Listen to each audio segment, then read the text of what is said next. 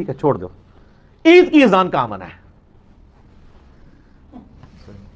اب تو کچھ بھی نہیں ان کے پلے. اے وہی گیا کہ سورج مشرق تو کٹو, تو کہیں گے جی وہ نبی اسلام نہیں دیتے تھے. ان کو کہ نہیں نہیں نہیں, آپ کی تو ڈیفینیشن یہ ہے کہ جو نیکی کا کام ہے وہ منع نہ ہو تو کر سکتے ہیں, منع نہیں تو کر سکتے.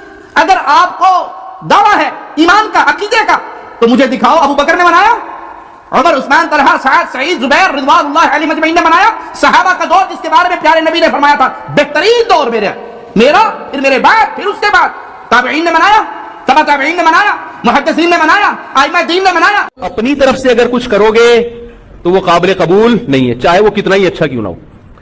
دیکھو ابھی جمعے کی نماز میں 2 رکعتیں پڑھاؤں گا انشاءاللہ. اگر میں 2 رکعت کے بجائے 3 رکعتیں پڑھا دوں, مان لو گے آپ لوگ؟ میں دلیل یہ دوں, آپ لوگ کہیں بھائی نبی صلی اللہ علیہ وسلم نے 2 رکعتیں جمعے کی پڑھی, مولوی صاحب آپ نے 3 کی پڑھائی. میں کہتا ہوں 3 سے منع کیا ہے کہیں؟ ہے بھائی کہیں نبی نے تیسری رکعت سے منع کیا؟ اور میں کہوں بدعت کی 2 قسمیں, بدعت حسنہ, بدعت سیئہ, ایک بری بدعت اور ایک اچھی بدعت. یہ اچھی بدعت ہے. محرم کے جلسوں میں کیا ہوتا ہے, ربیع الاول کے جلسوں میں کیا ہوتا ہے؟ مذہب کے نام پہ لوگوں کو اذیت پہنچائی جاتی ہے. جب ان سے کہا جائے بھائی کس صحابہ نے ربیع الاول منایا, کسی تابعی نے بنایا, آج بھی حرم میں نہیں منایا جاتا, تو آپ کیوں وہ کر رہے ہو؟ کہہ رہے ہم نبی کی محبت میں کر رہے ہیں. آپ یقیناً محبت میں کر رہے ہو, ہم آپ کی نیت پہ شک نہیں کرتے, مگر کر وہ رہے ہو جو آپ کا نفس آپ کو کہہ رہا ہے. اللہ رسول کے بتائے ہوئے طریقے کو آپ فالو نہیں کر رہے. بسم اللہ الرحمن الرحیم. الصلاۃ والسلام علیک یا رسول اللہ وعلی آلک و اصحابک یا حبیب اللہ. ماہ میلاد شریف کی آمد ہو چکی ہے اور 12 ربیع الاول شریف بالکل قریب ہے. آج 3 ربیع الاول ہے. میلاد شریف کی محفل کرنا قرآن و سنت کی روح سے اس کا کیا حکم ہے, یہ بات سمجھنے سے پہلے کچھ تمہیدی کلمات ہیں, آپ ان کو ذہن نشین رکھیں گے تو انشاءاللہ آگے ہماری گفتگو سمجھ آئے گی. میں اپنے تمام ناظرین سے یہ گزارش کرتا ہوں کہ آپ ہمارا یہ ویڈیو بیان مکمل سنیں گے تو انشاءاللہ العزیز آپ کے ذہن میں جتنے سوالات ہیں ان کے تسلی بخش جواب بھی آپ کو مل جائیں گے, اور محفل میلاد کے قائلین ہوں یا جو یہ کہتے ہیں کہ محفل میلاد جائز نہیں ہے, وہ بھی اگر انصاف کے ساتھ ہمارے اس بیان کو سنیں گے تو انشاءاللہ العزیز اس نتیجے پہ پہنچیں گے کہ میلاد شریف کی محفل سے منع کرنے کا کوئی جواز نہیں ہے. سب سے پہلی بات تو یہ, وہ اجتماع اور وہ محفل جس میں حضور نبی اکرم صلی اللہ علیہ وسلم کی آمد کا, بعثت کا, رسالت کا, حضور علیہ الصلاۃ والسلام کے خاندان اور قبیلے کا, حضور علیہ السلام کے کمالات, معجزات, شان و فضائل, سیرت, حضور علیہ السلام کا بچپن, آپ کی جوانی, آپ کی صورت و سیرت کا جس محفل پاک میں ذکر کیا جائے, ہم اس محفل کو محفل میلاد کہتے ہیں. اور اس کے بعد یہ بھی کہ اس کا علماء اہل سنت کے نزدیک حکم کیا ہے, کہ یہ محفل کیا فرض ہے یا واجب ہے.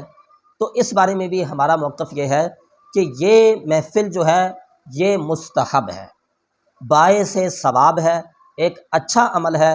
فرضیت و وجوب کا اہل سنت میں سے, یعنی جو میلاد شریف کی محافل سجاتے ہیں باقاعدگی کے ساتھ, فرضیت کا اور وجوب کا کوئی بھی قائل نہیں ہے.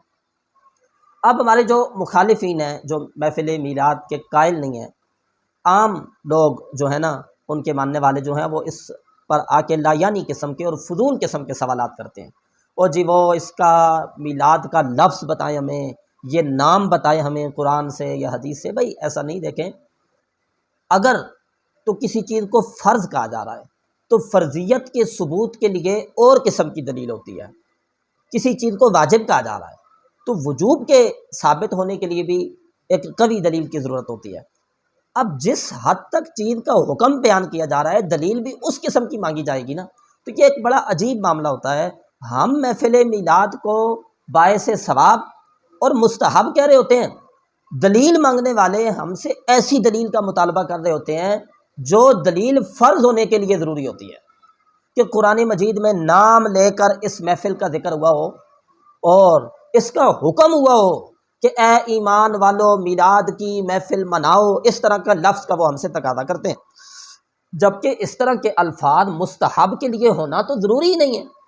یہ کس نے بتایا ہے آپ کو کہ کسی چیز کا استحباب ثابت کرنے کے لیے قرآن کی نص قطعی کا ہونا ضروری ہے، یا احادیث متواترہ کا ہونا ضروری ہے، یا احادیث مشہورہ کا ہونا ضروری ہے، بلکہ صحیح تو یہ ہے کسی چیز کے استحباب کو ثابت کرنے کے لیے تو حدیث کا صحیح ہونا بھی ضروری نہیں ہے، اصطلاحی صحیح جس کو کہتے ہیں، تو حدیث کا صحیح ہونا بھی ضروری نہیں ہے۔ اور دوسری بات، نام لے کر قرآن سے بتائیں جی، حدیث سے بتائیں جی، ان کے لیے بھی یہ گزارش ہے بھئی کسی چیز کے ثبوت کے لیے ہر چیز کا نام لے کر قرآن میں یا حدیث میں ہونا یہ تو ضروری نہیں ہے بھئی جس کا بعین ہی نام لے کے قرآن کی کسی آیت میں یا حدیث میں کہا جائے گا تو وہ تو جائز ہے اور نام نہیں، ایسا نہیں ہے، بلکہ قرآن مجید نے مطلق عمومی طور پہ کچھ قوانین بیان کیے ہیں، تو جو چیزیں اس عموم کے تحت آ رہی ہیں اس مطلق کے نیچے آ رہی ہیں تو المطلق یجری علی اطلاقہ ہی، مطلق اپنے اطلاق پہ جاری ہوتا ہے، جتنی چیزیں اس کے نیچے آ رہی ہیں تو وہ مطلق اور قرآن کا جو عمومی حکم ہے وہ ان ساری چیزوں کے لیے بطور ثبوت پیش کیا جا سکتا ہے۔ مثلا اللہ رب العزت نے قرآن مجید فرقان حمید میں دعا کرنے کے متعلق ارشاد فرمایا کہ اجیب دعوت الداعی اذا دعان، میں پکارنے والے کی پکار کو یعنی دعا کو سنتا ہوں، اذا دعان، جب بھی وہ دعا کرتا ہے۔ اب یہاں مطلق ہے، اذا عموم وقت کے لیے یعنی جب بھی۔ اب کوئی شخص مثلا ہم یہاں بیٹھے ہیں تو ایک بندہ کہتا ہے جی وہ فلاں شخص کے والد صاحب کا انتقال ہو گیا تو ان کے لیے جو ہے نا مغفرت کی دعا کیجیے، ہم ہاتھ اٹھاتے ہیں تو ایک شخص بول پڑتا ہے، وہ کہتا ہے جی ابھی 10:15 ہوئے ہیں، 10:15 تو صبح کے 10:15 ہوتے ہیں، 10:15 پہ دعا کرنے کا جواب آپ قرآن سے بتائیں، قرآن کی کوئی آیت بتائیں یا کوئی حدیث شریف بتائیں جس میں نام لے کے یہ بتایا گیا ہو کہ 10:15 پہ دعا کرنی جائز ہے زید کے والد کے لیے، تو اس کو بے وقوف نہیں سمجھا جائے گا، وہ قوانین کو سمجھتا نہیں ہے، اسے قرآن و سنت کا علم ہی نہیں ہے، اسے پتہ ہی نہیں ہے، جو یہ بات کرے گا اس کے بارے میں کہا جائے گا کیونکہ زید کے والد کا نام لے کے اور 10:15 اس وقت کا بھی نام لے کے قرآن سے مطالبہ کرنا یا حدیث شریف سے مطالبہ کرنا کہ ملے تو ہم جائز سمجھیں گے ورنہ نہیں، تو یہ بے وقوفی ہے۔ بھائی جب قرآن نے مطلق کہہ دیا دعا کرو تو اب 10:15 پہ بھی جائز ہے، 10:20 پہ بھی جائز ہے، 10:25 پہ بھی جائز ہے، 11 بجے بھی جائز ہے، 12 بجے بھی جائز ہے، صبح بھی جائز ہے، شام بھی جائز ہے، دن بھی جائز ہے، رات بھی جائز ہے، کیونکہ یہ مطلق ہے تو مطلق اپنے اطلاق پہ جاری رہتا ہے۔ تو اسی طرح قرآن مجید فرقان حمید میں اللہ تعالیٰ نے ارشاد فرمایا وَأَمَّا بِنِعْمَةِ رَبِّكَ فَحَدِّثْ، سورہ دحا 30واں پارہ ہے، سورہ دحا کی آخری آیت ہے۔ اللہ نے فرمایا اپنے رب کی نعمت کا خوب چرچا کرو، چرچا کرنے کا مطلب ہے فحدث یعنی بار بار اس کا ذکر کرو۔ اب نعمت کا چرچا کرنے سے، نعمت کا بار بار ذکر کرنے سے یہ شکر ادا کرنے کی ایک صورت ہے۔ ناشکری اس صورت میں ہوتی ہے کہ نعمت کو چھپایا جائے، کفران نعمت کا لفظی معنی یہ ہوتا ہے نعمت کو چھپانا، تو نعمت کا چرچا کرنا، نعمت کا اظہار کرنا یہ شکر کی ایک صورت ہے۔ اب قرآن مجید نے یہاں یہ نہیں کہا کون سی نعمت، مطلق کہا ہے نا کہ اللہ تعالیٰ کی جو بھی نعمت اللہ نے آپ کو عطا فرمائی اس کا اظہار کرو، بار بار اس کا ذکر، اس کا چرچا کرو کہ یہ شکر کی ایک صورت ہے۔ اب نعمت اللہ تعالیٰ کی یہ چیز ہے، یہ چیز ہے، یہ چیز، ان نعمتوں میں سب کو معلوم ہے سب سے بڑی نعمت جو بنی نوع انسان کے لیے اس کائنات میں ہے وہ جناب نبی کریم صلی اللہ علیہ وسلم کی ذات گرامی ہے۔ تو اب قرآن مجید کے اس مطلق اور عام حکم کے تحت ہر نعمت کا چرچا کرنا، ہر نعمت کا ذکر کرنا، اس کا اس سے جواز ثابت ہوتا ہے۔ تو جو نعمت عظمیٰ سب سے بڑی نعمت ہے نبی پاک علیہ الصلوۃ والسلام، ان کا تذکرہ کر کے اللہ تعالیٰ کا شکر ادا کرنا، ان کا تذکرہ کر کے اللہ رب العزت کی بارگاہ میں یوں عرض کرنا الہ العالمین تیرا کرم اور فضل کہ تو نے اپنا محبوب ہمیں عطا فرمایا اور ان کے صدقے ہمیں اسلام اور دولت ایمان عطا فرمائی ہے۔ یہی محفل میلاد میں کیا جاتا ہے اور یہی محافل میلاد کا مقصد بھی ہے۔ تو یہ جو قرآن مجید اور احادیث مبارکہ میں عمومی جو ہے نا دلائل ہیں، انہی کے تحت کسی چیز کا حکم جو ہے وہ معلوم کیا جا سکتا ہے۔ اب آتے ہیں محفل میلاد کی طرف۔ اس کے لیے بھی سب سے پہلے مطلق محفل کرنا، ہم اپنے مخالفین سے ہی پوچھتے ہیں کیا یہ ناجائز ہے؟ بالکل ایسا نہیں ہے۔ جتنے لوگ اجتماع میلاد سے یا محفل میلاد سے منع کرتے ہیں ان کے نزدیک محفل کرنا جائز ہے۔ وہ کبھی سیرت النبی کانفرنس کے نام سے محفل کرتے ہیں، کبھی وہ دستار فضیلت کے نام سے، کبھی جو ہے نا صحابہ کرام رضوان اللہ تعالیٰ علیہم اجمعین میں سے کسی کے یوم شہادت پر وہ ان کے نام کی محفل کا انعقاد کرتے ہیں تو مطلق محفل ان کے نزدیک بھی جائز ہے۔ جب محفل جائز ہے، مطلق محفل جائز ہے، تو اسی اطلاق کے تحت میلاد شریف کی محفل جس میں نبی پاک علیہ السلام کا ذکر خیر ہوتا ہے، تلاوت ہوتی ہے، نعت ہوتی ہے، درس و بیان ہوتا ہے، وہ بھی جائز ہوگی۔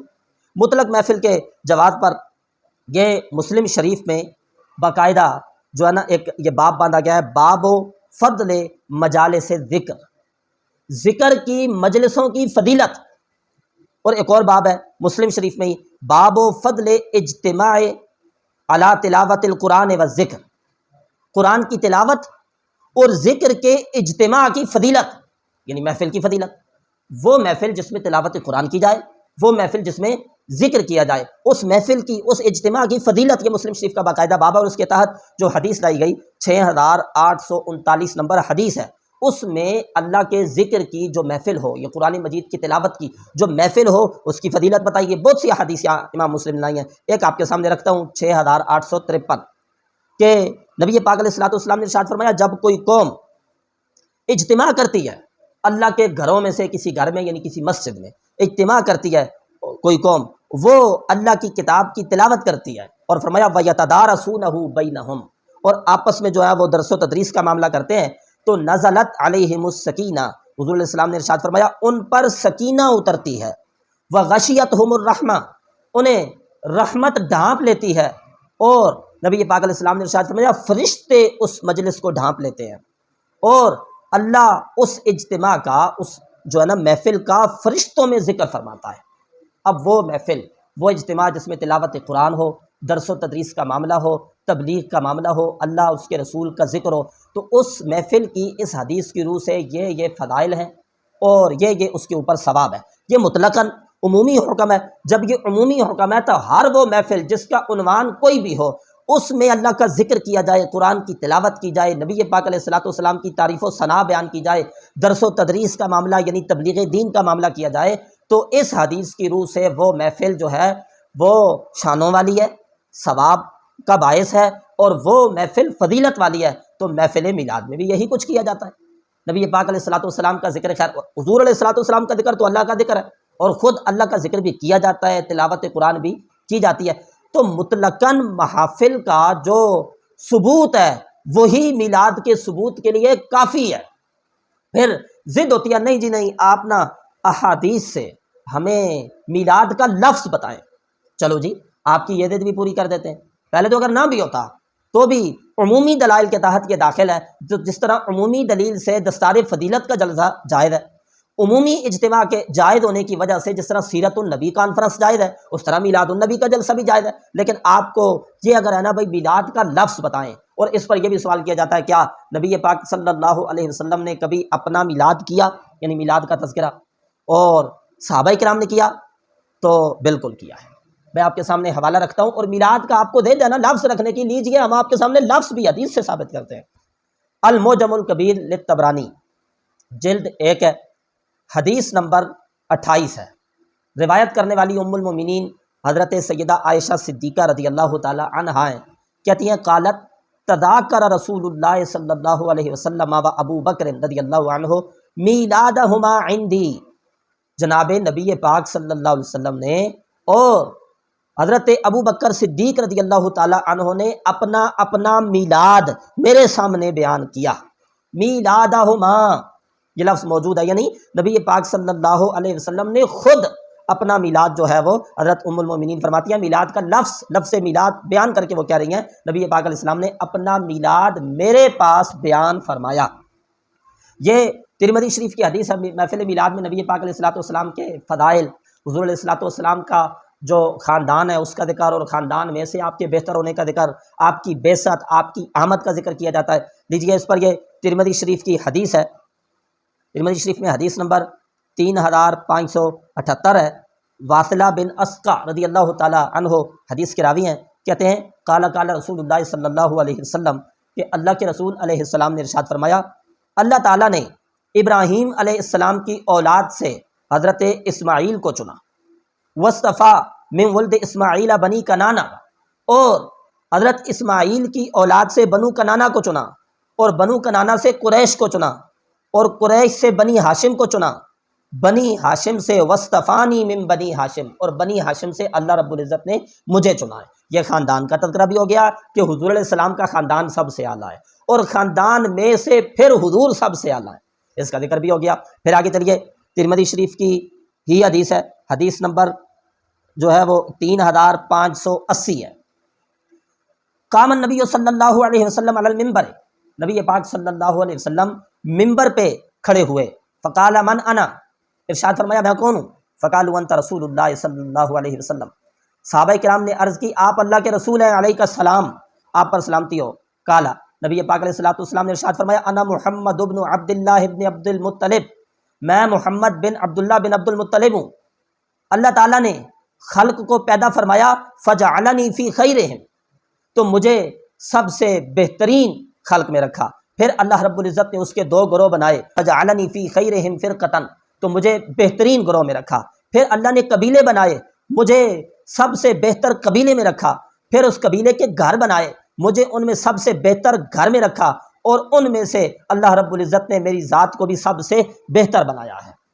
تو یہ نبی پاک علیہ الصلوۃ والسلام کی محافل میلاد میں یہی کام کیا جاتا ہے، اور یہ ساری باتیں احادیث مبارکہ میں موجود ہیں۔ پھر امام ترمذی نے تو باقاعدہ باب باندھا ہے، 1931 نمبر جو ترمذی شریف میں باب ہے نا، آپ دیکھیے اس باب کا نام ہے باب ما جاء فی میلاد النبی صلی اللہ علیہ وسلم، محدثین میلاد النبی کا باب، یہ عنوان اور ترجمۃ الباب قائم کر رہے ہیں، اور آپ کہتے ہیں جی اس کا ذکر کہیں نہیں، یہ صحابہ نے نہیں منایا تو فلاں نے نہیں کیا تو فلاں نے نہیں کیا۔ میں نے ثابت کر دیا کہ حضور نے خود اپنے میلاد کا ذکر کیا، جناب صدیق اکبر رضی اللہ تعالیٰ عنہ نے کیا۔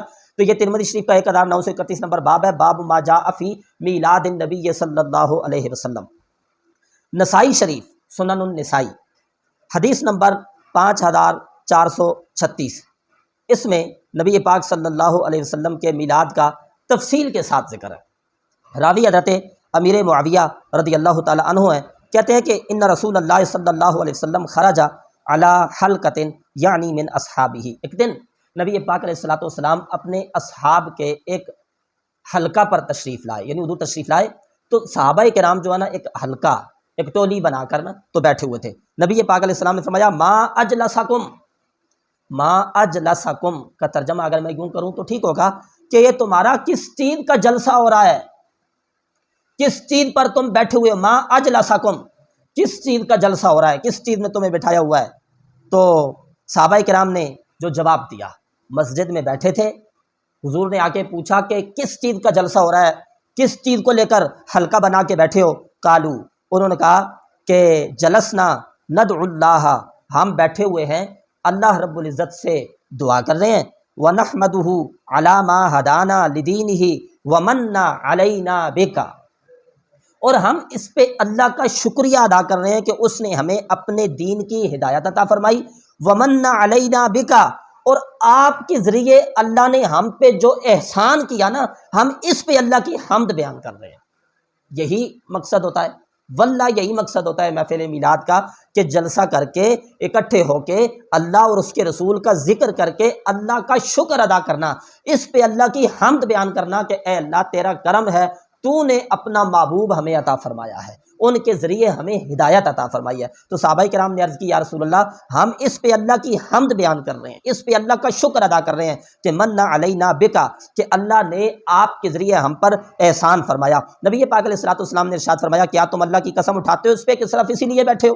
انہوں نے کہا جی ہاں، ہم اللہ کی قسم اٹھاتے ہیں کہ ہمارا جلسہ اسی پہ ہو رہا ہے۔ نبی پاک علیہ الصلوۃ والسلام نے ارشاد فرمایا میں نے جو تم سے یہ قسم لی تو یہ نہیں کہ میں تم پہ کوئی تہمت لگا رہا ہوں، یعنی کہ تم جھوٹ کہہ رہے تھے، نہیں، اس لیے نہیں، بلکہ قسم اس لیے لی کہ فرمایا میرے پاس جبرائیل آئے اور انہوں نے مجھے خبر دی کہ اللہ عز و جل تمہاری وجہ سے فرشتوں میں فخر فرما رہا ہے۔ تو اس کی تو تحسین کی گئی، یعنی پتہ یہ چلا وہ محفل جس محفل میں احباب جمع ہو کے قرآن مجید کی تلاوت کریں، اللہ سے دعا مانگیں اور دین اسلام جو اللہ نے عطا فرمایا اس پہ، اور نبی کریم علیہ السلام کی ذات گرامی جو اللہ رب العزت نے ہمیں عطا کی اور ان کی امت میں ہمیں پیدا فرمایا، اس پہ شکریہ ادا کرنے کے لیے مجلس رکھنا، جلسہ رکھنا، اور اس طرح کا جو جلسہ کیا جاتا ہے اس کی حضور نے تقسیم فرمائی، اللہ ایسے لوگوں پر فرشتوں میں فخر فرماتا ہے۔